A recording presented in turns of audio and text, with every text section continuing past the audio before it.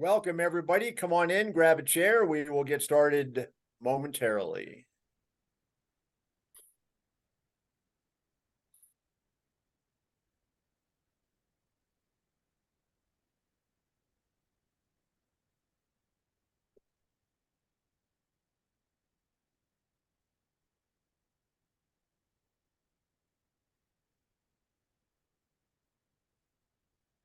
Well, hello, everybody, and a very pleasant morning to you, wherever you may be.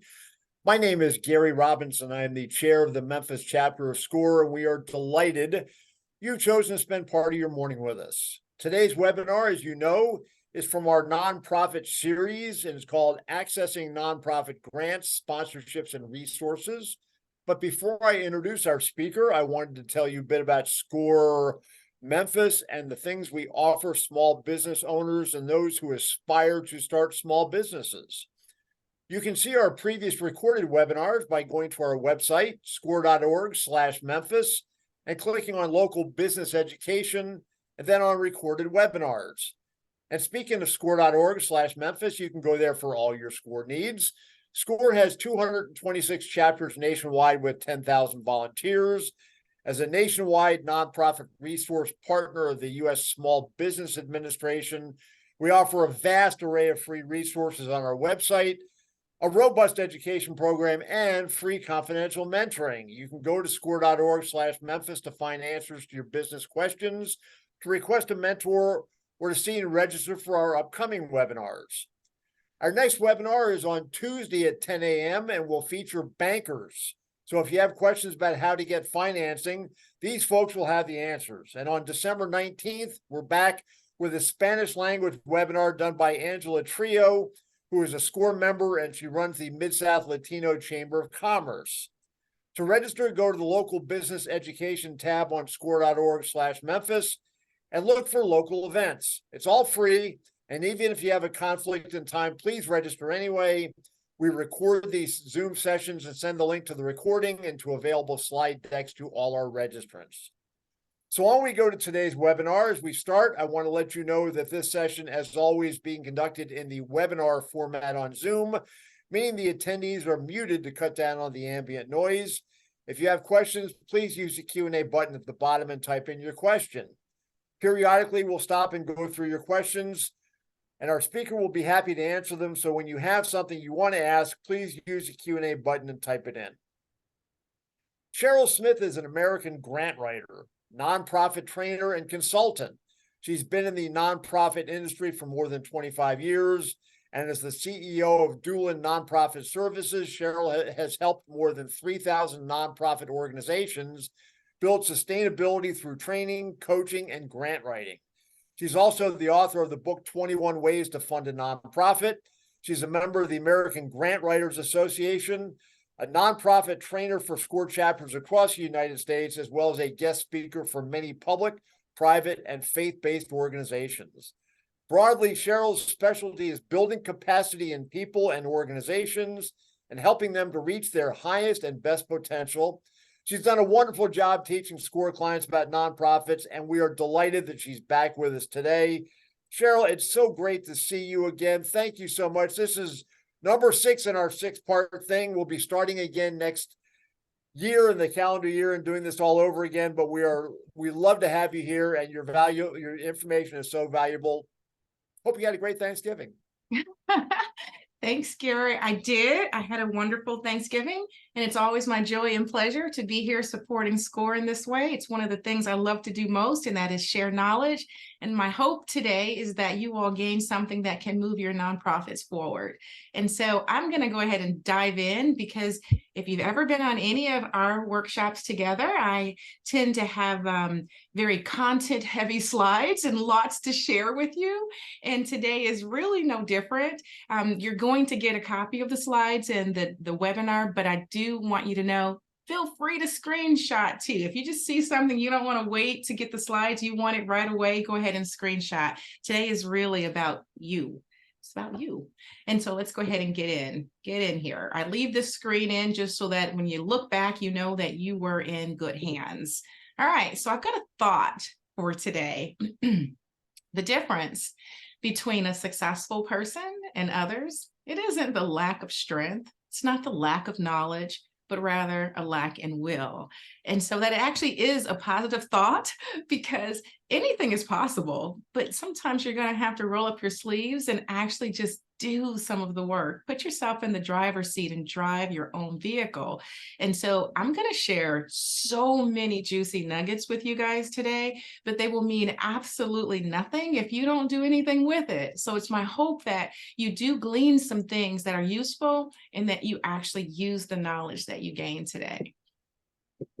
All righty. And so you're in the right place if you manage a small nonprofit organization, if you haven't reached your funding goals quite yet, if you have had difficulty identifying funding opportunities, and if you're just curious, you're in the right space. We're going to look at just a few things. I'm going to make sure to share where you can find grant makers, where you can locate corporate sponsors, where you can find small business grants. And although this is a webinar or a workshop that's dedicated to the public charity, if you do have or manage a small business, there is a slide or two where I'm going to share information where you as a small business can also find grant opportunities. And then we're going to look at some notable resources. And then where do you find live help? So we're going to tackle all of these things in our time together. Our outline of the resources we're going to share is right here. I'm missing one. I've got an extra little surprise one in here that I literally just added recently because there's been a change. And so we'll cover that toward the end. But for the most part, this is our outline. So this is the journey we're going to take to look at grants, where we're going to find corporate sponsors, government grants, and then small business funding. And then, of course, we're going to look at some general resources and then your live help. Okay, let's start with grants, all right? One of my favorite topics, we'll start with grants. And so when we think about grants, which are financial awards that you typically don't repay unless you've misused the funds or you haven't spent all of the funding, grants are, I like to think of grants as playing chess, not checkers. It does require you to get yourself set up first, right? So you're going to have to do a few things to get yourself positioned for actually identifying and securing grants. And before I get into where I like to go to find grant opportunities, I first wanted to take a moment to share with you how you get yourself prepared for grants if you're looking for private foundation grants. And there is a method, like success does leave clues. And so the first things first, if you are a public charity and you're looking for grants for private foundations, they're going to want you to prove that. So they're going to want to see a copy of your tax identification or your tax determination letter, So you want to have that handy. Many times if you're applying online, you have to upload it. So first things first, you prepare for funding if you're a public charity by one, becoming a registered public charity. And secondly, making sure that you've got your program that's already underway. And I know that some of you are new and you're searching for funding and you're looking for those grassroots type funding opportunities. But even with grassroots, it's because you're actually doing something. Funders like to see that there's already some traction, that you've already started something. And even if you require a building, a van, staff, etc., when you grow into the large organization you're inevitably going to be, in the beginning, there are still things that you can do. You can start coordinating resources, making sure the people that you want to serve have access to services that might fall outside of your scope. Funders want to see you're doing something. They don't want to send you money to plan and hopefully do something one day. That's really not what they're about. They're not venture capitalists. They are funders that have a cause that hopefully you're mission aligned with, and they want to see that you're actually doing the work because they want to support the work and not your idea. Okay, so having that program get started is really, really important. Partners. strongly encouraged. When you're dealing with grants, many times funders are going to ask you, who do you collaborate with? Who in the community are you partnered with? And you want to be prepared to share affirmatively who you are working with, not just you. The nonprofit community is not designed to operate in a silo. And so funders are wanting to know who else is on either the internal or external team. Who are your partners? And so I would say to you guys, if you haven't gotten yourself partners yet, I'd probably do that before you start to apply. And it's not a very challenging or hard thing to do. It really isn't. There are lots of opportunities. If you are, whatever it is that you're doing in your nonprofit, whatever your cause is, inevitably, there's another nonprofit that either does similar work or does work that could easily partner up with you. Say, if you're homelessness, right? Homeless alleviation, and you may offer shelter. Well, there's another nonprofit out in the community that may offer food, right? May offer clothing, financial literacy, workforce development, etc. These are potential partners, and you can find them by going to a site called findhelp.org, or literally, you guys, Googling. Go to Google and put in housing organization, food pantries, workforce development, nonprofits, and they will come up in the Google return. When you contact these organizations, it's literally as simple as saying, we are new and we have services that cater to folks that would also benefit from your services. I'd love to be able to send people to you. Is there a direct contact? How do we make this happen so we can make these warm connections? And many times they will immediately give you a contact information, resources you can share, etc. I actually don't know of a single nonprofit that would say, no, we don't want any partners. And I've been doing this for a while, so I haven't come across that yet. So, and hopefully you won't either. So that's one thing, but looking at those partners are important. And then having a proposal. Yeah, having that grant proposal is really, really helpful for you because it helps you to have continuity across all of the applications. So when you start to apply for funding, that's making sure that you're maintaining a consistent response, right? With funders, they tend to know each other, right? And so many times one funder may sit on the board of another organization that you may be applying for. That has happened in my tenure often. And so making sure that you've got a grant proposal that outlines what your organization does, how you're going to do it, who you're going to partner with, how you're going to measure your sustainability. And you can do this. There are lots of templates online available that are absolutely free. You can actually go online and Google. Let's say that you are a food pantry. You can Google food pantry proposals. You'd be surprised what's out there. Get yourself a copy of a proposal and then massage that proposal into what it is your organization does. Alternatively, you can hire a grant writer. Grant writers would love to hear from you to help you put your organization together on paper so that you're prepared to apply for funding. Regardless of how you go about it, you want to make sure that within that proposal, you have a budget that really references the services that you're going to be offering. You know, you take those services, you monetize those over to the budget so that there's a dollar amount attached to everything you're doing. And then your board list. I have to tell you guys, a board list is not just a list of names. So if you've been doing that, you know better, you do better. So we're going to show a better way. Instead of just giving a funder Jane Doe, John Doe, Susan Smith, instead of just giving them a list of names, you want to be able to share with that funder Jane Smith's name, the title on the board, what they do for a living. Many funders are actually asking you for employer name and title for these board members, a contact information, either a telephone number or an email. And again, funders are asking for this. And when you submit an application, they don't have you in front of them. They can't just say, hey, by the way, I'm noticing I don't have information on your board. Can you fill me in? You're not there. So your application has to speak for you. It speaks in your absence. So you want to make sure that you are answering some of the questions that inevitably these funders are thinking. So your board list should have contact information and affiliations. And again, affiliations is just how else this person or who else this person is affiliated with, either an employer, maybe it's another organization like a fraternity or a sorority, but you want to make sure that you're helping the funder want to fund you. So give them this information. So you want your grant proposal with the budget and a board list, and then financial statements.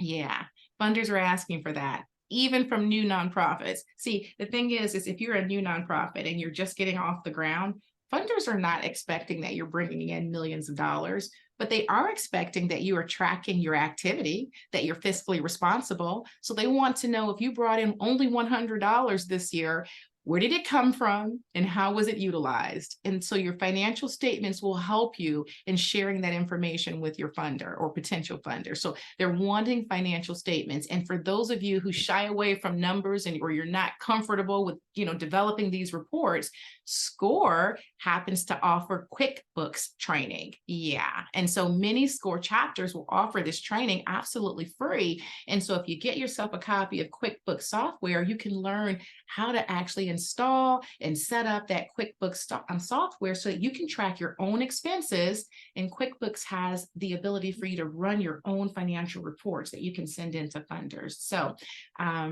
no barriers here, no excuses, no barriers, right? And so those financial statements are important. And then your website, making sure that you've got a public presence out there, because 100%, nearly 100% of the people that are going to be looking for you are going to be looking for you online. Are you there? Okay, making sure that you have an online presence and that your online presence is consistent with what you're saying in your application, right? So we once had an organization we were working with, and they were domestic violence. And we put together this beautiful proposal and applications, and everything was just, I thought, well put together. And then a funder, was interested, but they became immediately disinterested when they went to the website because the website didn't match anything that the proposal said. So the organization had gone back and adjusted their website after the proposal and applications were submitted to change their website almost entirely into more filmmaking. And so the funder thought, you're confused, you're not sure what you're doing, so we're not sure we're funding it. And so making sure that whatever it is that you're saying publicly on your website matches what you're saying in these applications is so vitally important to your opportunity for success with funding. And so the website's important. And then last but certainly not least, preparing for private foundation grants means that you're only applying for mission-aligned opportunities that you are actually eligible for. And so mission aligned could mean something as simple as your food insecurity. This is what you do. You have a food pantry and you're making sure that you feed your public. And the mission aligned opportunity might be you find a funder who that's a cause near and dear to them. Now, eligibility is something entirely different. Eligibility means this funder says we only fund in Tennessee, or we only fund within Tennessee, we only fund in Clarksville. Okay, so making sure that not only are you mission aligned, you share the same cause, but you're actually eligible to apply for that funding. And so if you do these things, I promise you, this is leaps and bounds ahead of what most nonprofits do every day when they apply. And I get privy to that because I talk to nonprofits and apply for grants literally every single day. So helping you to help yourself with this short list. Now, there's Cheryl, can I jump in real quick with a question? Absolutely. I want, if you go back one slide, because I think there's an important point I want to stress, although you're certainly the pro. Number 2, program that is underway. So is it fair to say that when you are starting a nonprofit and you're reaching out for grants, you're not specifically getting grants for the nonprofit, you're getting grants for something that you're doing within the nonprofit? Yes. So, well, yes, absolutely. And so and the reason I stammered and stuttered was because when you say not getting it for the nonprofit, but getting it for something you're doing in the nonprofit, well, I'm thinking that you mean that there's always strings attached. And so if you're asking for grants, it's not free to use any kind of way you want.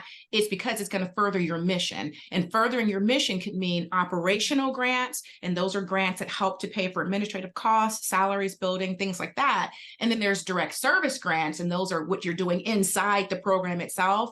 That might mean passing out the food, the actual shelter, the classes that you're offering, et cetera. So yeah, so it is for what you're doing within that nonprofit. Okay, I saw number 2, program that is underway, and I thought about that Yeah, it's a yeah. specific thing as opposed to a, hey, I've got a nonprofit. How about $10,000, please? Gary, and so that's so not, that's, I'm telling you, this is what really happens. I have a lot of folks who will say, well, I'm applying because I'm a nonprofit. Well, there's almost 2 million registered nonprofits in the US, you guys, and double that number for the nonprofit corporations that are out there or the churches that haven't gotten registered. So you've got a lot of competition. Just being a nonprofit alone doesn't entitle you to grant funding. You've got to be doing something. So good, great question. 2 quick questions here from attendees, and some of them are actually full-blown webinars. Amy Tipton says, how do you recruit boards of directors for your nonprofit? And I've added into the chat the link to your August presentation about how to do that. Yeah. Is there a quick sentence you want to say about that real quick? And so I would just say, look within your network of folks that you know, like, and trust already. And so even if it's family, and I'm not suggesting you load your board with family, but what you could do is bring your family members into, say, a Zoom meeting. I call my family members in Zoom meetings all of the time. And in the Zoom meeting, you might share with your family, because obviously those are folks you know, like, and trust, what it is you're doing, that this mission is bigger than you are and you need help. So maybe they know somebody that they can refer for your board. So, there's no really hard, fast rule of exactly where you get that board member from. And there might be lots and lots of training. We even have a board through SCORE board roles and responsibility. But I would be very hesitant to say this is where you get board members. Instead, I would say reach out to your entire network, people that you already know, like, and trust. And even if those people aren't going to be on the board themselves, they may know somebody, but you can't operate in a silo, making sure that you get your missions out there and that people that you know, like, and trust know what it is so they can lend you support. So I would say that to that. Okay, and a question from Lydia Aranza Mendez. I hope, Lydia, I got that anywhere near close to the right. Where do I put the bank information where prospective donors can deposit donations? That's a question we haven't heard before, I don't think. I don't think so. Where do you put the banking information? I don't know. I don't usually say I don't know. I mean, I'm thinking with what your question is if you've got a website, then you would have one of your pages for your website would be donate now, or donate page. And within that page, you're going to embed a button. It's a donate now button. And then that connects to your third party that accepts your donations. And so usually that's like Square, PayPal, Stripe. You'll find a third party, vendor that will accept those payments. And so in order to work with the third party vendor, they're going to collect your bank statement. So the I don't know is because I don't think we do it the way the question was posed. Instead, I think you work with a third party vendor to collect that money for you and deposit it into your bank account, and they would have their own process. Okay. Yeah, Amy follows up.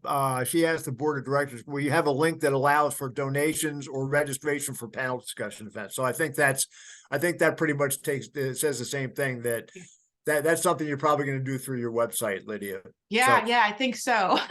Okay, we're caught up. Thank you for that. All righty. And so we have, I just want to point something out here. I am literally at your disposal for the next 90 minutes, and I want to make sure that we get your questions answered, but we've got a lot to cover. So if we've got some questions that are not on topic, like how do I form a nonprofit from Paris? If we've got questions that are like not what we're talking about, you guys, please hold those questions for me to the end so that if we can reserve some time at the end, I want to answer your off-topic questions, but I want to make sure that for the folks that showed up today for this training, that we get through this topic. But that is not to say that your question is not important, because I want to hear it and I want to make time at the end to actually address it. Okay. All right. So we're going to move on to our next slide. And we were getting ready to talk about grant procurement documents. And so there are 3 ways that I know of. I'm sure you guys have more ways, but we're going to talk about 3 right now that you can actually apply for funding. The letter of inquiry, the grant proposal, and the online application. The letter of inquiry is typically around 2 pages. Funders love this lately because they don't have to read a big, long proposal to figure out whether or not your grant or your mission aligned and that you're, probably a good idea for funding. And so that 2-page proposal is going to contain some very quick and simple things: who you are, why you're writing, why your organization is needed, what it is, who you target, and how much you are requesting. Funders will look at that 1 to 2 pages. They're able to quickly identify that your mission is in alignment with theirs or not, and then make a good decision. They're only going to make 3 decisions, you guys, with that letter of inquiry. They're either going to fund you, yay, right? Or they're going to say, well, we were using this to determine mission alignment. And then they're going to send you either a link to complete a longer application online, or they're going to send you an address so that you can mail them a proposal, right? The third thing that can happen is they deny you. And I will tell you, it's because I do this so often, that either of those 3 things would be okay. Obviously, we want to get funded, but even if they denied you, I want you to know something. Many times you're denied, not because you're not doing amazing work or you don't have amazing potential. They could have leveraged all their funding. They could be out of funding altogether, and you just get a blanket denial. And so in that case, reapply. It's a template. So reapply for the next funder.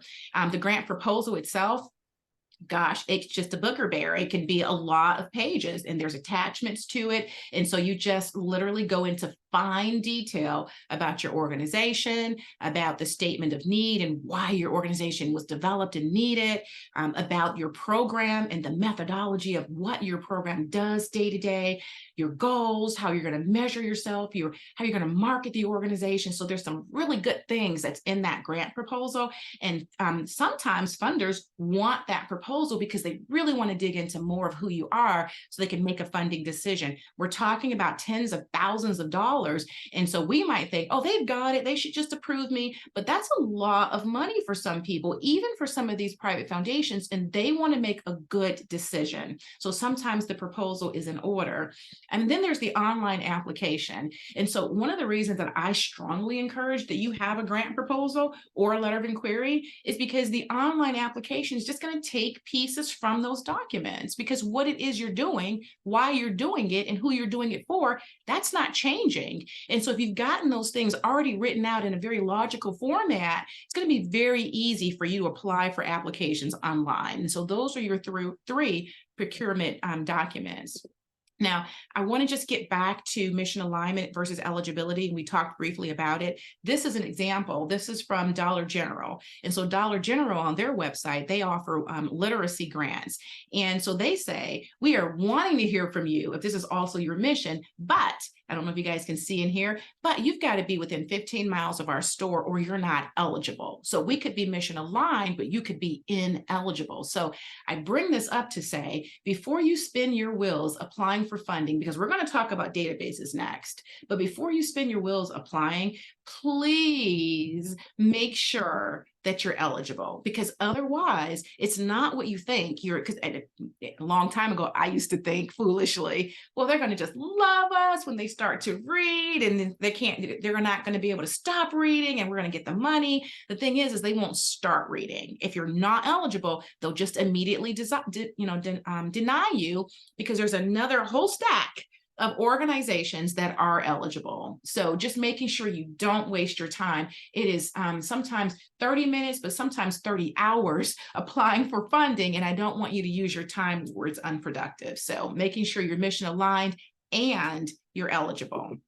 Okay, let's talk about some databases, and we're going to talk about some of my favorites. There's so much information to cover, so I'm only going to cover just a few databases examples each time. And so let's start with, obviously, the Foundation Center. And I'm sure if you're in this arena, you have at some point heard of Candid. Candid has the Foundation Center directory. And they also house the GuideStar database, but Foundation Directory is a very robust subscription-based directory where you can go and search for funding opportunities. And it is by far, not just Foundation Center, but databases, period, are by far the easiest, fastest, and most efficient way to search for funding. funding. And I'm one of those folks, I'll always tell you, and I'm going to say it several times in this conversation, go to Google, go to Google. But I will tell you, when you're looking for funding, it is a challenge to just go to Google and put in housing grants, because you're all over the place then. If you use a database, then you can refine your search. You can search by subject area, focus, your target population. If you know the funder's name, there's multiple ways to search. And when you do that, now you can narrow your scope to just those organizations that you're more than likely qualified for. You still have to do some verification, to make sure that you're eligible, but you've at least narrowed your scope. And robust systems like the Foundation Center, they house, I think, more, well, at least they say they do, more grants than most databases that are out there. So grant opportunities. And I think I have a slide for this. They allow you to even narrow to see which of these funders are funding in your community. You can narrow down to how many of these funders are funding in your zip code even. And that's really, really helpful, because it's one thing to find a funder that you're mission aligned with, but they may fund other areas, and there's no evidence that they've funded in your county or your zip code. Not that they wouldn't, but when you see that funding opportunity and it's actually in your county too, oh my God, that's almost like you meeting with success, right? And so I like the Foundation Center just because of the robust search ability that they do offer. It does come with a price tag. It is a subscription. And if you are ready for that, if your budget dictates that you can handle that subscription, fine, go for it. But if not, if you're newly starting and you're wanting to reserve those limited resources, you can actually go to your main library. Most main libraries in major cities, they have the software for the Foundation Center already loaded, and you can search for free. So you can still get at that same wonderful information, but not have to pay the price tag for it. There's also Instrumental. I like Instrumental for some of the same reasons that I like the Foundation Center. Very robust system. It's a different type of search that they offer, but it's very robust. They have lots of opportunities. It's very easy for you to put in what you want to search for, and then have in your search return just those organizations that seemingly are mission aligned with what it is that you're doing. I like Instrumental. They don't really offer a free version. Like, I don't think it's, to my knowledge, loaded anywhere on any main library, but on their website, on the very top of their page, there's two things that might interest you if you want to test them out. One is the 14-day trial. That might help you determine whether or not this is a good investment for you. The other is they have a little browse button where if you click that browse button, then you're able to search for different funding opportunities on a very, very limited scale, but you're able to search based on funding type. And so these, my screenshot is a little old, it's 2022, but they actually do update these, the browse section on a regular basis. So they are updated grants for you to search. It's just not a robust search engine. It's more of, these are the ones we're willing to share with you today kind of thing. But Instrumental does an amazing job with their search. I like Grant Gopher because it's just a simple site.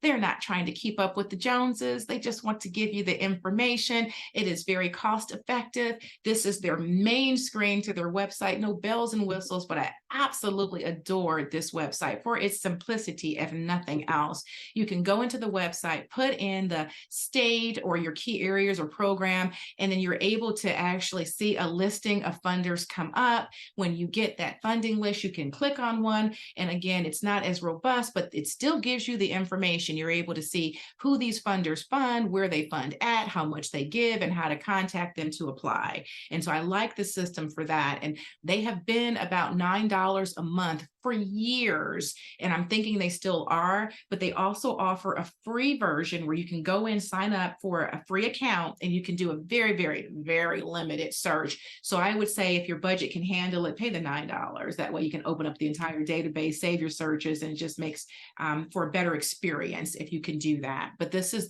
the Grant Gopher. Now, at the very bottom of most of my slides, most of them, you're going to see the actual web address for these resources that I am sharing. So if you missed that piece, look at the very bottom right-hand corner, and most of the slides will have the links that you can go and check these wonderful nuggets of opportunities out yourself.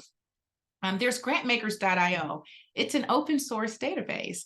They do an amazing job. I think at some point they're going to be real competitors for the Foundation Center because their search engine is very robust. You can search funder profiles or recipients. And when you do that, you're able to actually dig in and get a bit more information. I will tell you that I use them when I'm looking to see if somebody that I'm writing a grant for has something in common with, say, a board member on an organization we're looking at. Now, you can obviously go to the IRS and get the same information, but if you plugged in, say, Bill and Melinda Gates or whichever funder you're looking at, one of the main screens is their people. So you can immediately see who's on the board. You can also see a really quick summary of their assets, distributions, their median grants that they give out. So for instance, the Bill and Melinda Gates Foundation gives an average or median grant of $500,000. They've given out nearly 4,000 grants in this particular year. And the max amount you can apply for in their case is $315 million. And so all of the funders will have that same information listed. And if you go to the next little tab on grantmakers.io, you're able to see the grant guidelines. And so you can read through an application pretty quickly, or an opportunity pretty quickly when you go to grantmakers.io. So I like their simplicity and how they put their information together. And I would always encourage, even regardless of which database you use, you guys, you still want to go to the funder's website just to make sure that what you've read has been current, it's up to date, and that you can get the fine details to ensure that you're eligible. I'm going to move through our grant databases, and then I'm going to pause for questions before we go into sponsorship. And so our international is next. And so international, there's lots of opportunities for international funding from the website or the databases that I've shared. But the one that I actually like the best, and this is a Cherylism, my personal preference is GrantStation, just because I just like to get straight to what I need. I don't want to weed through other grant opportunities. I can go over to GrantStation and I can log in, and then I can search for international opportunities. I'll put in the country that I'm interested in, and then a listing of countries will come up, and then I'm able to click on one of those opportunities and then read more details about, how they give, where they give, and how I can apply. So I like GrantStation when I'm applying for international funding opportunities, but to be clear, you can actually get at these opportunities if you are on some of these other databases too. Not all of them, but some of them. But GrantStation tends to be my favorite just because it's just plain and simple, and I like plain and simple. All right, and so that's my choice for international. Now, faith-based, I have a lot of folks that'll come to me and that we work with that either they're churches or they've got some type of faith-based organization, and they're challenged finding funding opportunities because a lot of these mainstream funders will say in their fine print, we don't fund schools, we don't fund media, we don't fund religious organizations. And so they have a hard time. And so one of my favorite picks for the faith-based, I've got a couple, but one of my favorites would be City Vision University. It is a free database. You can go over to City, actually the web address is at the very bottom. You can't just Google City Vision, it won't come up. You'll need that link at the bottom. But when you go there, you can search for your potential funder by the funder name, the area, the interest, etc. And they are very simple. This is volunteer led. So the information they provided, they've done their level best to make sure you have the very basics to get you from point A to B, get you to the funder's website, get more information, and start putting together your own list for potential opportunities for your faith-based organization. So I like City Vision for that reason. Again, they're absolutely free. They'll charge you nothing.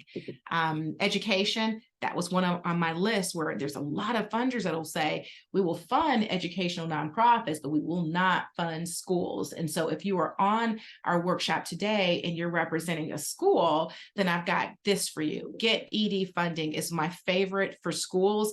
And by the way, if you're an educational foundation, because Get ED funding will allow you set up a free account. It's absolutely free, but they'll allow you to search for your educational opportunity based on your school type. So you can search based on whether you are a private school, and public school, a charter school, not a school, but educational, charity by grade level. I have used this so many times to get access to funding opportunities that I couldn't find in these databases, that some of these funders didn't put their grants in these grant databases. And so I go here whenever I'm looking for educational resources for the nonprofits that I do serve. And then there's media and film. We're in Atlanta, and so Atlanta has lots of media film opportunities for nonprofits, but so does the rest of the world. And so a lot of you who are out there and you are supporting children, helping them to bring out that artistic side of them, struggle to find grants, because a lot of the grantors will say, we don't fund, media or film. We don't fund documentaries. We don't fund that kind of stuff. But that's important, right? And so one of my favorites, and there's a few of them, but one of my favorites is media impact funders. And so the reason they're my favorite is because they're a free database that you can search. And when you search this database for media and film, you get access to the foundation maps. So this is by Candid. Candid's foundation map usually has a hefty price tag attached to it, but if you're searching through media impact funders, then you get access to this information for free. And I love that. So that's good free. And it is very robust. You can see here, if we just did nothing almost, it tells you there's over 300,000 grants available, right? And billions of dollars in value, but you can actually search by your location or the type of grant that you're looking for. And I put in, what did I put in here? Maybe Georgia. And for Georgia, immediately there was, when I did this screenshot, there was 279 opportunities, millions of dollars out there, 84 funders, and just really encouraged to dig deeper and find one that fits our organization. So the reason, again, I love databases is it's really challenging just to Google, where can I find grants? When you actually use a database, these databases help you to refine what your mission, mission aligned opportunities, and they help you to immediately see whether or not you're actually eligible to apply. Doesn't mean you'll get the grant, but you sure do weed out and mitigate a lot of potential no's by figuring out, these ones that you should be applying for. Let's talk about government after questions, because that one's a little lengthy. Is there any questions so far, Gary, that's come in? The pages that you showed right at the start before you got to Grant Gopher, which is my favorite name for one, like the Foundation Center and one or two others. Elizabeth Clark want to know, what the costs are for those? Are they exorbitant? Are they reasonable? I guess that's in the eye of the beholder, obviously, but it is. And so the only reason I don't tend to always share is because it changes so rapidly and I don't want to be pinned down to one. I did share Grant Gopher only because it's been the same for years. How much was Foundation Center? I want to say I'm thinking it was under 2,000. I'd have to go back and actually see, but it was under 2,000 a year. Instrumental, I believe, was just over, but you guys, please don't quote me. I'd like you to go to their website to get their current pricing, because I can tell you that Instrumental, I believe they recently changed and adjusted their pricing. Foundation Center was 1,700. That was at least our invoice. So, but I would go and see, because they have different subscription levels to you all. So it's not just one size fits all. So it's based on you. So whether you're looking at a super powered, opportunity business account, individual search account. So there's different account levels. So I would say just go on over to their website, go under pricing, and you can get that information even while we're on our call today. And if you get it, you can feel free to share it in the chat. I think that's it. That's it. All right. So we're going to push on. We're going to talk about government grants. And government grants they're grants, but they're a little bit different than the private foundation grants. And it does take a bit more of a process to get yourself ready for federal funding. And so first and foremost, if you guys are wanting to be eligible or get yourself in line for federal funding, you've got to be an existing organization with data to support your success. So with the private foundations, you may come across some private foundations that say, well, as long as you started something, tell us what you're doing, we may be able to help you. But with the government, you have to be an existing registered, agent, an organization that has data, hard data to support your success. And so I get lots of folks who will tell me, well, Cheryl, I looked at grants.gov and they say new organizations are welcome. And so I have to always share this piece. New doesn't mean brand new. New means new to them. They still, them meaning the government. The government says that we are sometimes looking for organizations that we have not done business with in the past. That's what they mean by new. They don't mean that you can just have an idea and apply for federal grants and then be awarded. So you need to be an existing organization with data to support your success. You have to have your formal multi-level partnerships. What makes your partnerships formal is agreements. So that's most often a memorandum of understanding. That's an MOU or a partnership agreement, because most government funders are going to ask you, they're going to assume you've got the partnerships, but they're going to mostly ask you to submit those partnership agreements because they actually want to see that in writing. And so you do need to make sure you've started the partnerships, and it will help you to have multi-level partnerships. And what I mean by that is community-based partnerships is one level, maybe a local government, maybe with your city or county or, office, or maybe even your state, that's another level. So you will increase your opportunity for success when you have multiple level partnerships in place when you're applying for federal grants. Okay. They don't like to operate in a silo, and so that's one of the, usually a requirement. Financial statements are another. So with the federal government, they do want to see your financial statements. Some government agencies are going to require audited financial statements, but not all of them. So not all of them, but some of them will. So you want to make sure you've got your financial statements in place. All of these funders, whether it's private, foundation, or government, are going to want your budget, but your budget is just your plan. They want these financial statements because they want proof of what actually happened, right? And so financial statements are really important. For the government, unlike private foundations, they want to see that you've got a reserve of 3 to 6 months of monies that's going to help you sustain operations while you wait for their reimbursement. Most government funders are not going to give you a check for $500,000. Instead, what they'll say is you've been awarded $500,000 and you can spend that award on approved expenses. Submit your invoices every month or every quarter, and then we'll reimburse you. And that reimbursement can take 3 to 6 months. And what they don't want to see happen is you go out of business before you get your reimbursement. So they like to see that you've got reserves of 3 to 6 months before you're applying for money from them, because they know that it's going to take a minute before you get it back. And I share with people, I'm so transparent. I am a board chair of a nonprofit here in my state, and we have federal funds, and we waited this year, 2023, we once waited for one of these grants. We've got a couple, 5 months. Can you imagine? And so we waited 5 months to get our reimbursement. And we're talking about reimbursement for office, staff, things, right? Because one of the things I do like about federal grants is that they understand that your business has operational costs, and they don't mind paying those costs for the building, the van, the staff, et cetera. But you can't stop business waiting on your reimbursement. So they want to see you've got those reserves.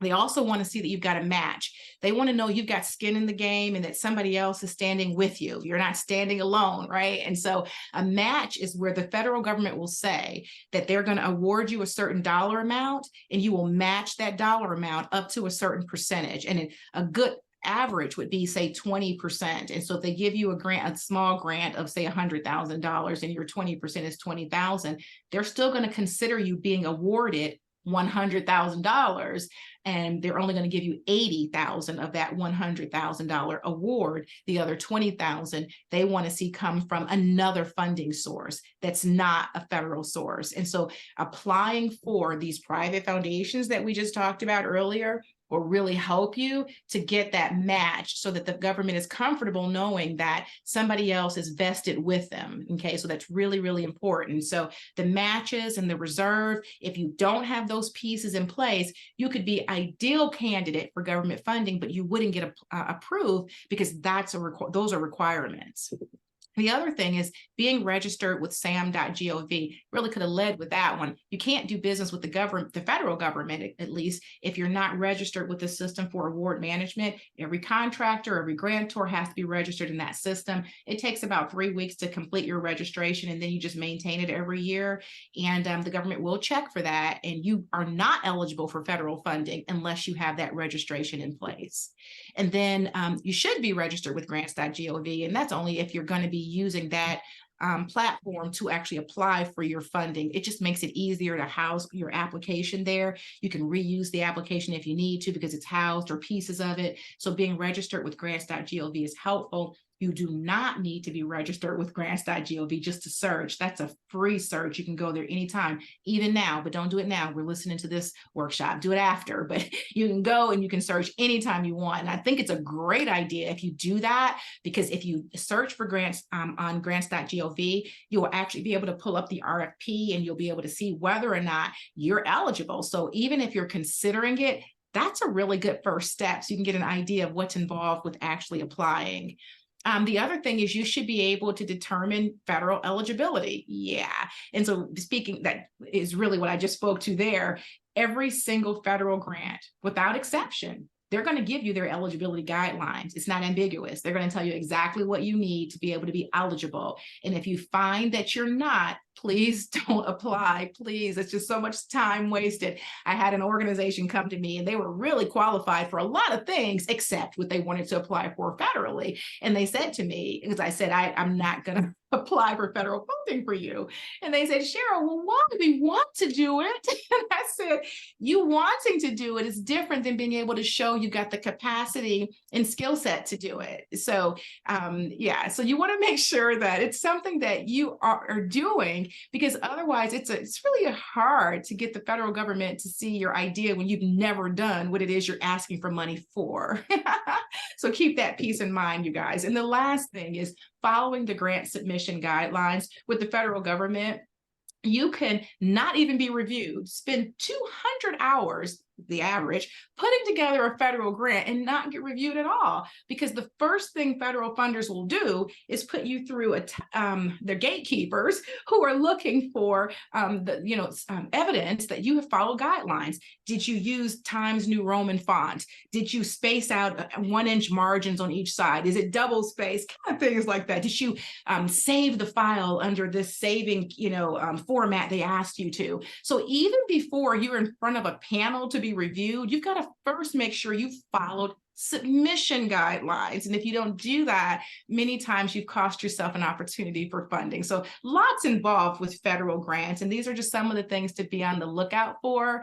I get lots of people who will ask me, can you help me get registered? I could, but I would charge you for that. So you can do this for yourself. It's free. It's 100% free. You can go over to sam.gov. You guys, I promise you, there's lots of ways to get yourself registered. There are, you can contact them. You can watch videos. You can actually email and chat. They do actually chat now, text and chat, to get your questions answered, but it is free to register. So I would encourage you, just take your time and register. But yeah, I will say this, if you think that you want to apply for federal funding in 2024, use December to get yourself registered so that when your opportunity comes along, you don't miss that opportunity because you haven't registered. So use this month, if you're not already registered, to get yourself registered. Okay, and here's some of the ways that you can talk with them. See, many ways you can figure out how to get yourself registered for free, you guys. Okay. All right. And then this is the information for you to go over. I thought this was, Federal Service Desk. So right in the middle, the Federal Service Desk, they actually pick up their phone. So if you call them, they will answer. And again, it's live chat. So either way, live chat or phone call. And these, the Federal Service Desk was established to help registrants for federal platforms get themselves registered. So they'll help you with your SAMS registration.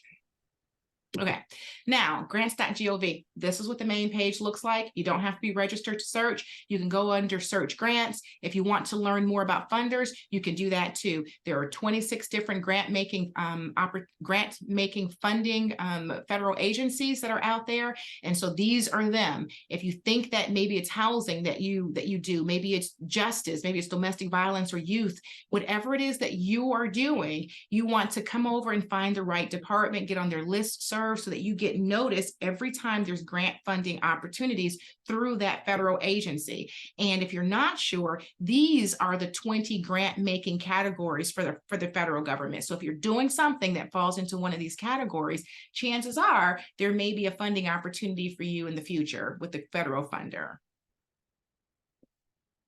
Okay, and these this is also under Learn Grants. You can actually go to each of the 26 different grant making agencies, click on their website, sign up for their newsletter and their list serve. See, they make it so easy. You just have to actually do the work, jump in the driver's seat. All right, so I can't wait to get to corporate sponsors because businesses are going to benefit from this. Nonprofits can benefit from this conversation. But before I do, Gary, is there any questions that I need to answer? Just one, and I want to go back to when you had the list of 9 things up there. John Johnson asked, and John, I hope I'm getting this, I'm interpreting the question right.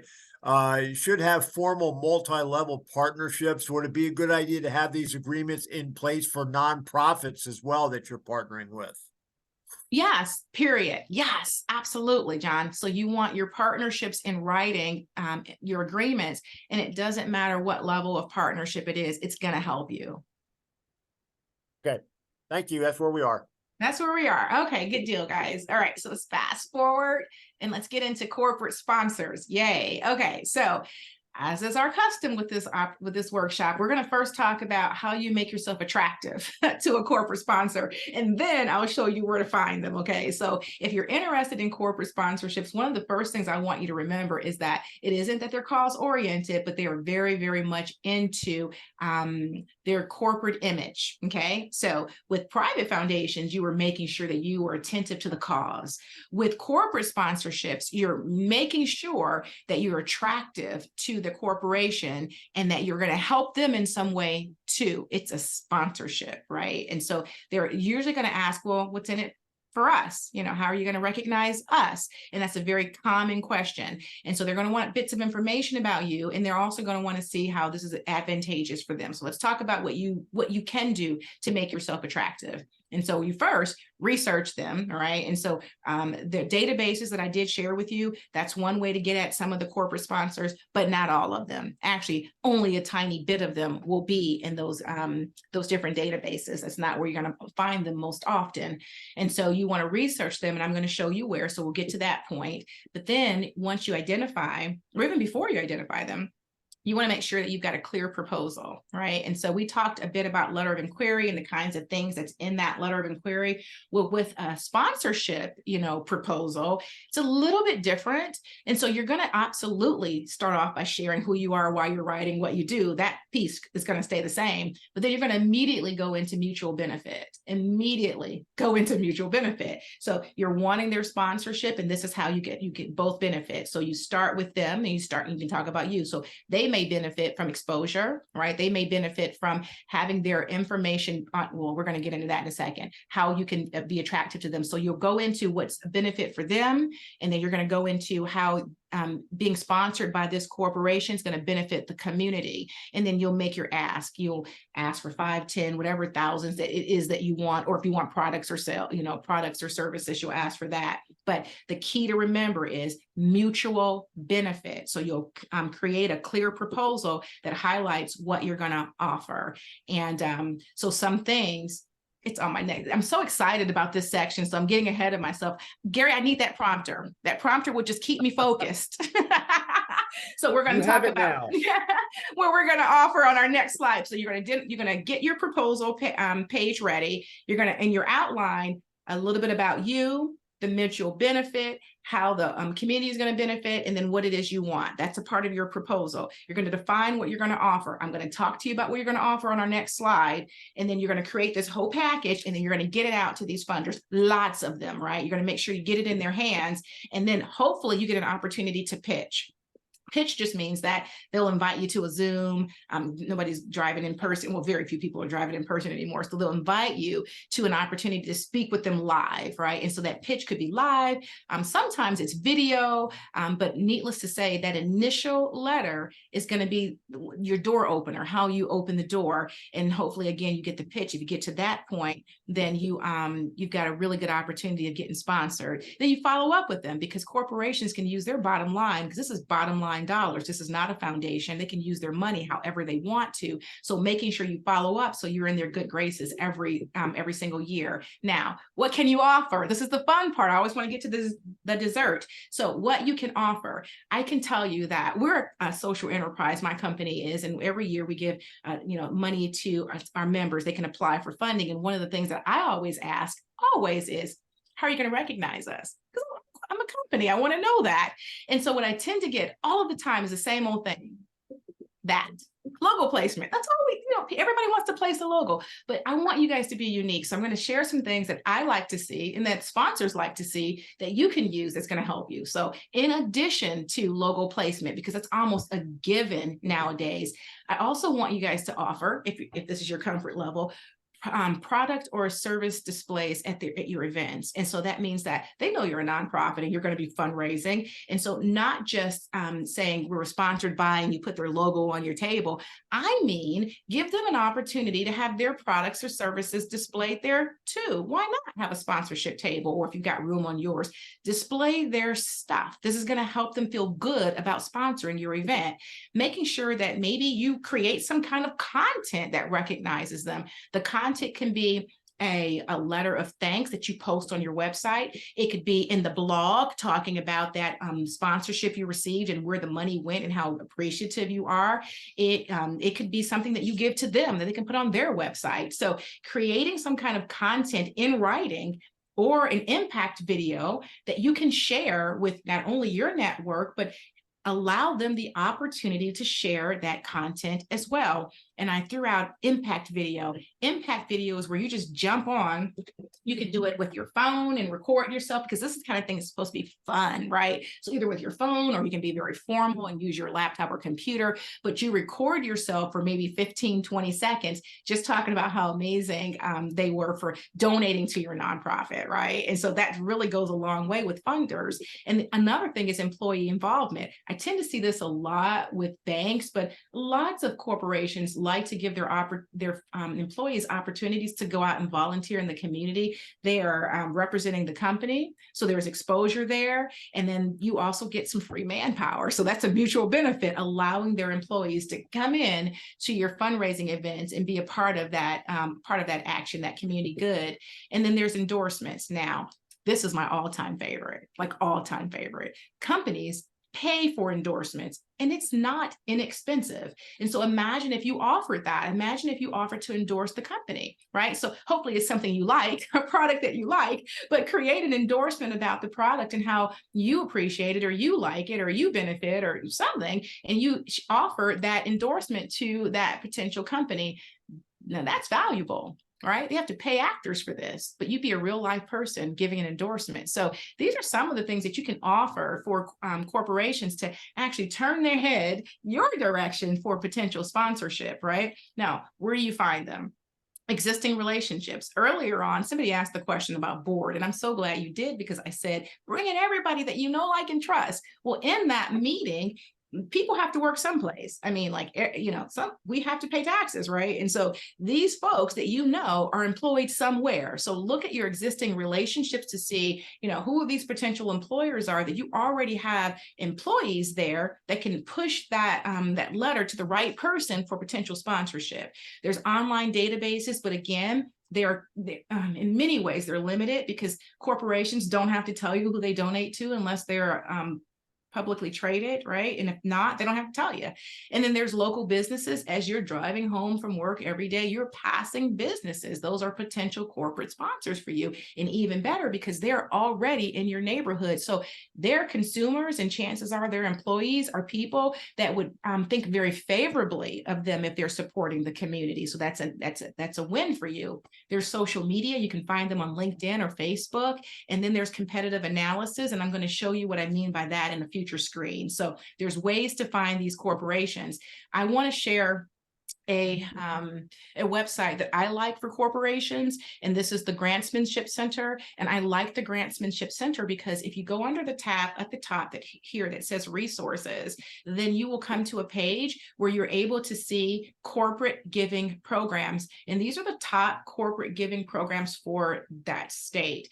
And this is not easy information to come across because, again, they don't have to give the information, but the Grantsmanship Center does a fine job every single year updating this list. So you can go on over there and you can identify these potential sponsors. There's a list of them where they're headquartered at in your state. That's important for you to know, because it's not like, I'm going to show you in just a minute where you can find any type of corporation, but it's not just any type of corporation. These are corporations that the Grantsmanship Center has already identified for you in your state that actually give to nonprofits. And so that's an amazing bit of research that's going to save you a lot of leg time. You can go to tgci.com to get access to these lists here. So love, love, love that resource. Obviously, I can't not tell you about Double the Donation. They do a really great job of identifying companies that donate to nonprofits and identifying the top companies that give corporate sponsorship. So you can go to Double the Donation. Not only will you be able to look at some of these large corporations, but there's also a link to their giving page. And so I love the research that they do for these, some of the largest corporations that we do have out there. There's the Shareway. It's my newfound favorite. The Shareway isn't that old. I think it's under 10 years old, maybe 7, 8 years old. And so what they do is they have partnered with corporations across the United States that are willing to give product donations to nonprofits, but just wanted to have a safe way to do that. And so they partner with the Shareway. They've got micro applications. Gosh, I love the fact that they're micro. So some of these applications are only a few questions, whereas if you were to go and apply through their foundation, it's pages. So go to the Shareway and you can actually register for a free account, and then you can log in whichever event you have that's coming up soon, and then ask for product donations from thousands of corporations across our country. And you don't need the same kind of lead time that you would need normally for grants. Grants could be like 1-2 times a year, whereas the Shareway,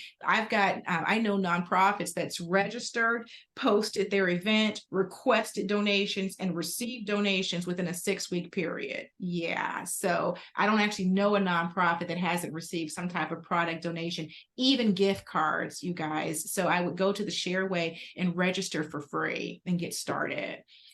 So I promised to talk about how you could do a competitor analysis. And so what that is if you're trying to find sponsorships from corporations that give to causes like yours, the first thing you do is find another cause like yours, a larger one, right? And so if you're a homeless alleviation, you'll go to some of the larger homeless organizations. I use Feeding America because food insecurity was really, easy for me to plug in here. And so I plugged in Feeding America, food insecurity. Feeding America came up, and then I went over to their annual report. That's what you're looking for. You're looking for the annual report from a corporation that's hopefully a bit larger than yours, or even your size, doesn't matter. If there's an annual report there, I want you to get hold of it. And then I want you to scroll down to the section where they recognize their sponsors, because they usually will recognize their sponsors in every annual report. And why is this important? If they're giving to that particular organization, then obviously this is a cause that's okay with them, that they are willing to sponsor. And if this is in your wheelhouse, if you're doing a similar thing, these might be sponsors that would sponsor you too. And so it's best if you find an organization that's in your state, because sometimes some of these sponsors are local, right? And so making sure that you find an organization that's in your state. And if you can't, no worries, go to the super large ones that's not in your state, because chances are you're still going to find some of the larger companies there. But this is what I meant by doing some just a bit of research. Competitor analysis is one way to get at sponsors for your organization. And then if all else fails, and I use this a lot, is you can just go to Google. You can put in Google, top retailers, and then you will get the top retailers. And I'm going to show you a screen that is something that I really wouldn't use for grant writing, but I sure do use for my pastime searches. And this is Wikipedia. I like Wikipedia a lot, but because the information can change, I won't use it for grants, but I will use it to identify retail companies or any other company type I'm looking for, so that I can then see if I can get to their main page, look at corporate responsibility. Most large corporations have a tab or a link for corporate responsibility. Click on it so that you can determine whether or not this is a good idea for you. And this works regardless. I mean, I don't care what you put in there, top, food chains, top sports. So whatever it is your nonprofit does, put that, that in your search queue for companies so that you can get a listing of the top companies and, the type of field that you are actually engaged in, because usually these are funders that will sponsor your organization. If all else fails, just go to a main website like Forbes. Forbes doesn't charge currently for their best employers by state, and so if you did that for your state, you'll get a listing of best employers. And so why am I saying that?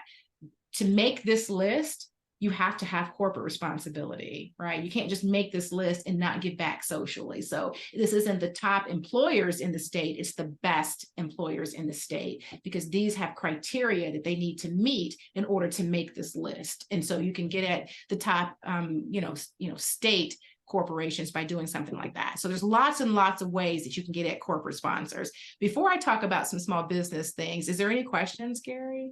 See, I'm getting really good at my periodic stops in between. Perfect. It's perfect. No, but we are caught up on questions. Oh, wait a second. Hold on. Okay. For non-citizenship, what can I take any benefit from that program? For non-citizenship, what can I take as a benefit? Was that the question? Yeah, for non-citizenship, what can I take any benefit from that program? I'm not sure, Octavia. I'm not sure I totally understand. Yeah, me either. Whoever asked that, would you mind going ahead and clarifying a bit so that we can get that question answered? I'd love to be able to help. Just want to know what I'm. Can you flesh that out a little bit in the chat, please? Yeah, that'd be great. And for folks, we've had this question 3 or 4 times and I've responded, but later on this afternoon, we will send out a link to today's webinar recording and to the slide deck that Cheryl has. So that'll be coming on this afternoon. Yeah, because we know that you're in the middle probably of your work day. And if you can't hang on with us for the whole time, just know you're going to get the whole slides. Okay. Make sure you're going to get everything. All righty. So small businesses. So for my small business folks that are on our workshop today, no worries. There's still some opportunities for you. Before COVID, I probably wouldn't have had any of these slides, but after COVID, lots of corporations have chimed in to say, we want to support the small business too. And so I think that's wonderful. So uschamber.com has a listing of grants, loans, and sponsorships for the small business on their website. And they do update this periodically. I think I've seen like quarterly. So I don't think this is updated like every night or every month, but they do update it on a regular basis. So you're able to go there and get, their idea of latest and greatest. So US Chamber. The other is NerdWallet. I'd like to share NerdWallet because not only will they give you a listing of different places you can go if you're a small business to find grant opportunities, but they also kind of give some coaching and guidance about how to qualify and the things that you can do to make yourself attractive. So I like NerdWallet because they're not just offering the list, but they also offer resources and, written support on how you can position yourself for some of these funding opportunities. So that's NerdWallet. And then my all-time favorite is Hello Alice. So I like Hello Alice a lot, you guys, because when you, they've grown by leaps and bounds. And when you sign up for them, they're going to send you every week opportunities for funding your small business. And I think that's really great that they keep up with this. This is what they do. And so you can get funding opportunities, partnership. They've got mentoring opportunities. They've got pre-recorded webinars that you can and chime into, lives that you can, show up for. So they are all things small business and funding. And so they do a lot to be able to help the small business owner.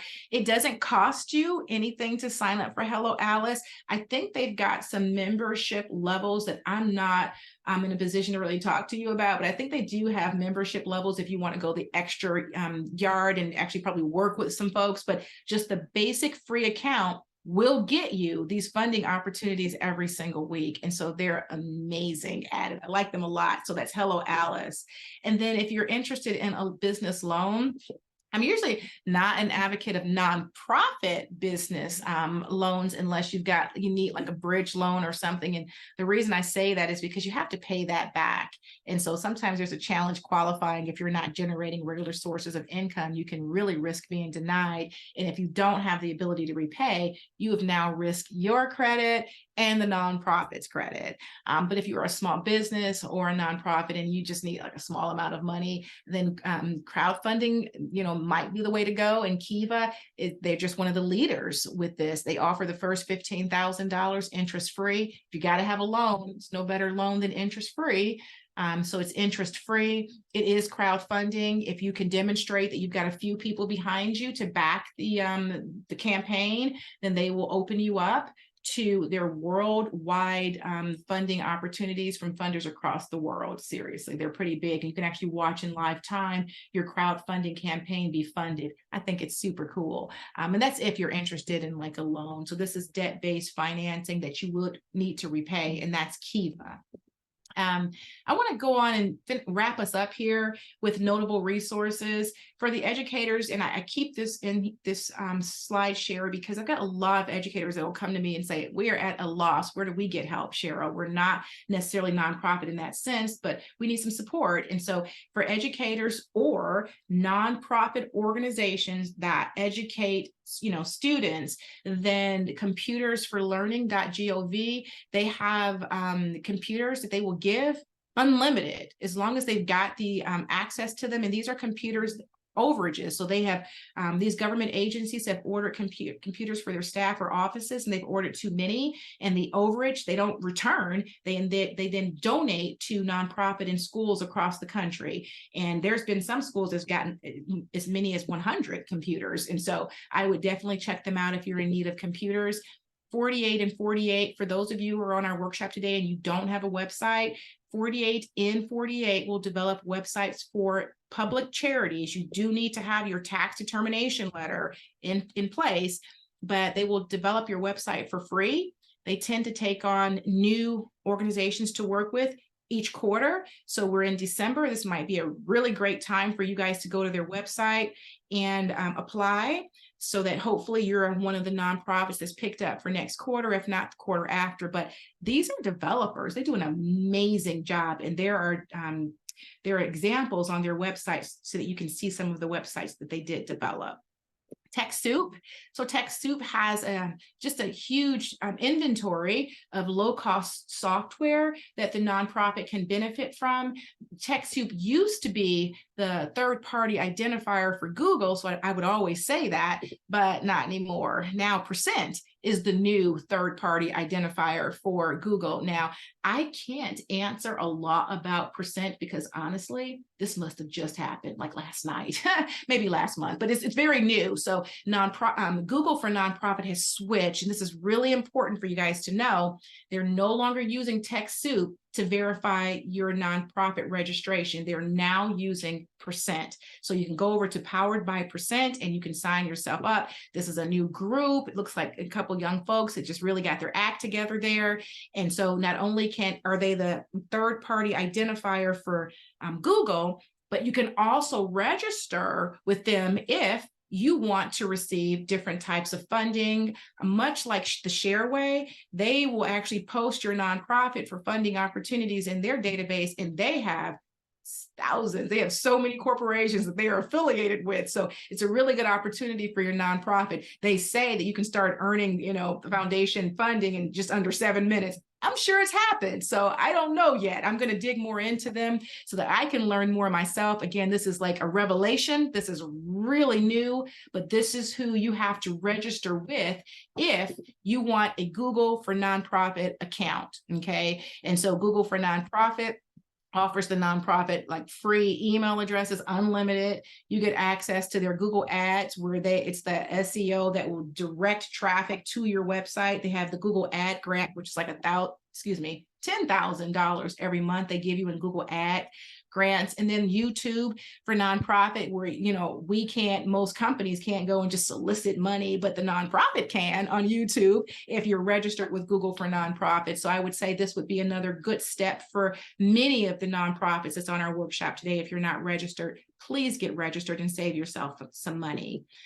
There is Find Help. So I mentioned earlier, just go and find other nonprofits, making it sound like it was so easy. But if you go to findhelp.org and put in your zip code, it is easy, because in your return results, you're going to have a laundry list of different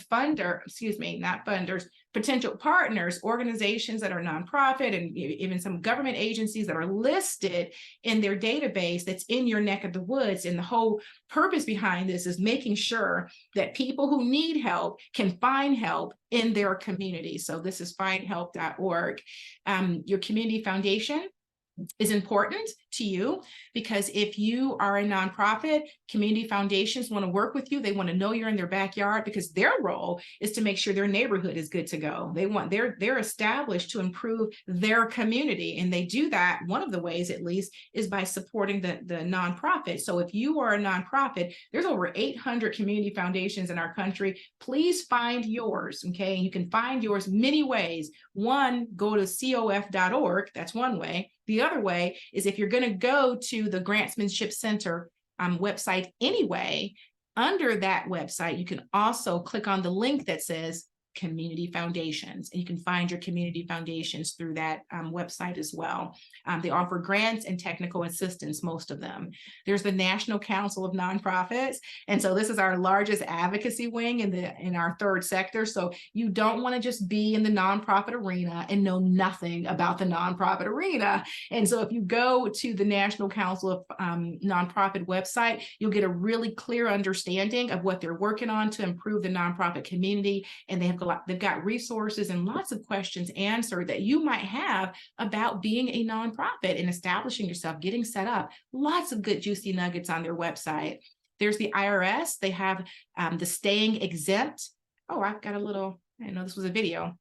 Anyway, stayingexempt.irs.gov. These are like micro videos. They're about 20 minutes long on multiple subjects. And so they will help you understand how you keep yourself exempt. They have lots of topics, and they've done a fine job. So you can watch the video. You can even download the PDF version. So I really do like the Staying Exempt. Maintaining your nonprofit status is a must. All right, so we can go on to the next one. And so let me just go ahead and get through our live help. I mentioned earlier about utilizing knowledge. I used to think when I was young that knowledge was power, because people told me that. And then I got older and realized, no, it's not. It's only powerful if you use it. So it's not enough to know. You've got to know how, and you've got to actually do something with it. And so I like SCORE for so many reasons. I share this so transparently. I was mentored years ago by SCORE, and I was so just moved by the compassion and dedication of the SCORE mentors that I became one. I became a certified SCORE mentor. And then I did that for a while, and I had to stop. I'm no longer a certified mentor. And now I offer pro bono service training to SCORE chapters across the US, because I think they're amazing. So these SCORE mentors will stick with you, right? They will be with you for as long as you need, and there is no money exchange. They will do this complimentary, and they're there for you. It's about you. You show up to that meeting. It's not about them. It's about what you need to move your nonprofit or business forward. So I would contact score.org, find the SCORE location, that's in your neck of the woods and find yourself a mentor. If you are in the Memphis territory, you literally can just go right on over to score.org/Memphis so that you can identify a mentor and or future workshops like this one that SCORE Memphis does offer complimentary for you. Community Heroes, I used to never put our slide in. I started doing that because I thought, we're amazing. And so I needed people to know that we are also out there and we do offer services for the nonprofit community. And it's like my absolute joy to do that. And then if you are in any state, and chances are you are, you can always go to your state Secretary of State, because most Secretary of State websites will have a charities link where you can go into that link and really discover more about your how you remain compliant as a public charity in their state. So that's really important to understand what that might feel like for your state, and every state is different. So go to your Secretary of State's website to learn more about how to remain compliant. The IRS, you can always go directly to the IRS. You can call them. They answer their phone now. Their toll-free number is right in the middle of the screen, 877-829-5500. And when they answer, you can ask questions about your nonprofit status. If you're waiting on something, or if there's something that you need to correct or change, they can at least point you in the right direction for the form that you'll need. But they are very, very helpful. And that is the IRS's website. And then we already talked a bit about FSD, but I need to mention it again to you guys. This is live support. So if you're needing to register with the federal government and you're not sure how, contact the federal service desk so that you can get assistance. And that's it, you guys. We've covered quite a bit. We talked about where to find grants, how to prepare yourself for that, where to find corporate sponsorships, grants, and where to find government and small business funding. We just talked about super quick resources and live support. And it's just my firm belief that if you're here today, this isn't by mistake. You're here for a reason. And so my final thought is this. It's not enough to just be compassionate. It's not enough to just be nonprofit. You actually have to act. That's really, really important. Nothing works unless you do. And that's important for you to know. So take the information and please utilize it. Take action. Your nonprofit and the people that you serve, they deserve it. The nonprofit and the folks that benefit from you, they deserve it. So please take action, utilize these resources, and get yourself funded. Become solvent. I know you can do it. I know it. And that's it. So thank you to SCORE Memphis for having me. All-time favorite thing for me to do is to show up for these workshops and share information. And again, this is how you can reach SCORE Memphis if you're interested in calling, emailing, or visiting. And that's me. I'm Cheryl Smith with Dewlyn Nonprofit Services. And it's been just my absolute joy to be here with you guys today. So I'll take questions now, even off topic. Cheryl, this was fantastic. I do want to mention, thank you for mentioning the free mentoring. I was getting ready to start charging $10,000 for my mentoring, and you've ruined that. Are you going to do that? Yeah. You've ruined that for me. So thank you very much for that. Now I'm nonprofit for sure. I'm going to need your help. Keeping you honest over there, Gary. But no, we did have one question. It was a little bit off topic. I don't know if you have an answer because it's a QuickBooks question. Okay. Elizabeth wanted to know, does QuickBooks offer audits of financial statements? And I don't know the answer to that. I don't know if you do or not. It's not to my knowledge that they do. QuickBooks, Intuit might offer, because that's who QuickBooks is through. Yeah, their parent companies, Intuit. So you may be able to go to intuit.com and get access to a reference or, to a CPA, but your audits are usually done, not even by your CPA, you guys. Your audits are done by a non-affiliated certified public accountant. And so Intuit might offer resources for that, but I don't know that QuickBooks actually does it, but they could. I would go to intuit.com and find out.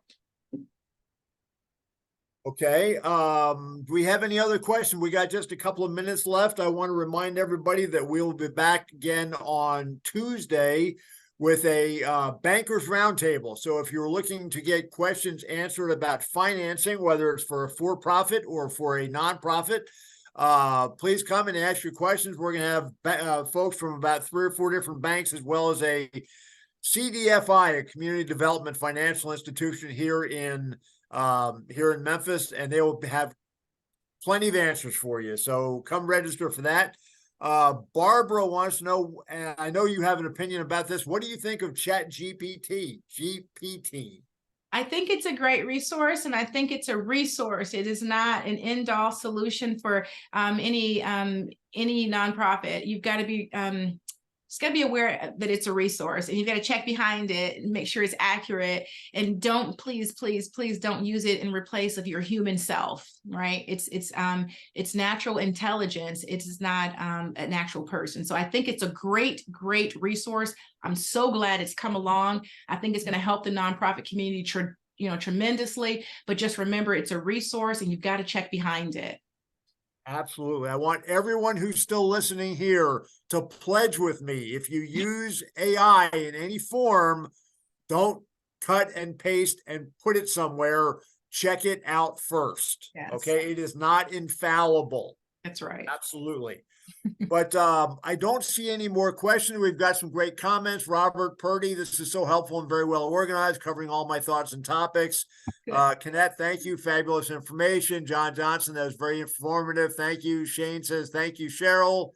Leslie, Elizabeth gives you 1,000 thanks. Not just one, not just two, 1,000. Thank you, Elizabeth.